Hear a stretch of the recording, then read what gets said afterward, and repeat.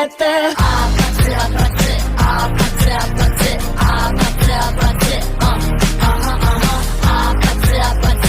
Assalamualaikum warahmatullahi wabarakatuh. Kami dari kelompok 1 akan menampilkan video dengan tema tokoh dan teori-teori psikologi perkembangan. Yang pertama ada tahap kognitif oleh Jean Piaget. Jean Piaget dikenal sebagai seorang ahli psikologi perkembangan yang dikenal dengan teorinya kognitif anak-anak. Dia mengidentifikasi 4 tahap perkembangan kognitif.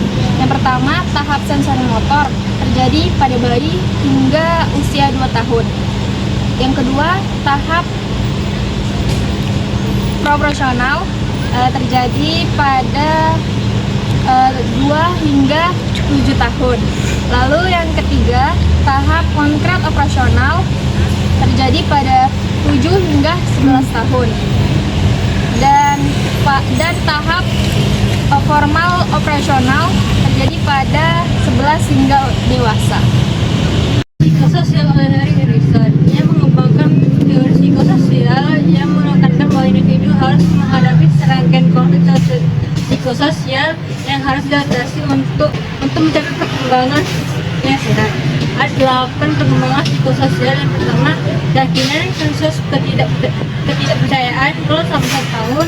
Yang kedua, otonomi versus ragu-ragu 1 sampai 3 tahun. Yang ketiga, inisiatif versus bersalah 3 sampai 6 tahun. Yang keempat, usaha versus rendah diri 6 sampai 12 tahun. Yang kelima, identitas versus peran bingung 12 sampai 18 tahun. Yang keenam, intimitas versus isolasi 18 sampai 40 tahun. Yang ketujuh, generativitas versus nasi 40 sampai 65 tahun. Yang kedelapan, integritas versus putus asa 65 tahun ke atas.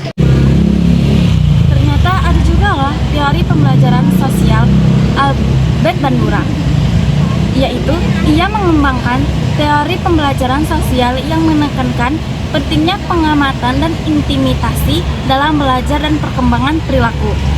Teorinya berfokus pada proses kognitif dan memahami bagaimana individu belajar melalui interaksi dengan lingkungannya.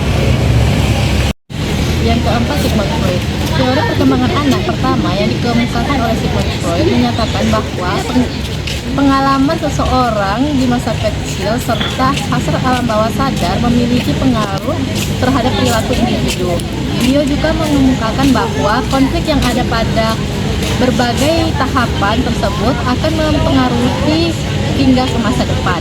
Ada fase-fase perkembangan, yaitu fase oral 0 sampai 1 tahun, fase anal 1 sampai 3 tahun, fase balik 3 sampai 5 atau 6 tahun, fase laten 5 atau 6 tahun sampai 12 atau 13 tahun, fase klinikal 12 atau 13 tahun sampai dewasa. Jika seorang anak tidak memenuhi tahapan tersebut, maka akan mempengaruhi pada karakternya saat dewasa nanti. Teori behavioral yang dikemukakan oleh John Watson, B.F. Skinner, dan Ivan Pavlov yang berfokus pada pengalaman individu sepanjang hidupnya dalam pembentukan sifatnya hingga dewasa. Pada teori ini, segala perilaku seseorang dapat dijelaskan melalui pada pengaruh lingkungannya. Dan yang membedakan teori ini dengan teori lainnya adalah teori ini mengabaikan beberapa aspek seperti halnya perasaan maupun pikiran seseorang. Selanjutnya ada teori John Bowlby. John Bowlby yang masuk ke dalam teori perkembangan sosial yang paling awal ditemukan. Pada teorinya, beliau mengemukakan bahwa hubungan sejak dini yang terjadi antara seseorang anak dengan pengasuhnya memiliki peran penting pada perkembangannya. Hubungan tersebut juga dapat berdampak pada hubungan sosial anak tersebut seumur hidupnya. Pada teori ini, John Bowlby juga berpendapat bahwa anak terlahir dengan adanya kebutuhan atas kasih sayang. Hal tersebut juga menggambarkan mengapa seorang anak selalu ingin berada di dekat pengasuhnya, yang kemudian dibalas dengan kasih sayang itu. Teori Levi-Gotsky. Pada teorinya, beliau mengemukakan bahwa seorang anak belajar secara aktif melalui pengalaman yang dialaminya secara langsung. Teori ini juga berpendapat bahwa orang tua, pengasuh, maupun teman menjadi faktor penting pada pembentukan seorang anak. Melalui teori ini juga ditekankan bahwa belajar merupakan proses yang tidak dapat dipisahkan dari aspek sosial. Melalui interaksi antar individu maupun kelompok yang ada menjadi proses pembelajaran seseorang. Sekian dari kelompok kami. Wassalamualaikum warahmatullahi wabarakatuh.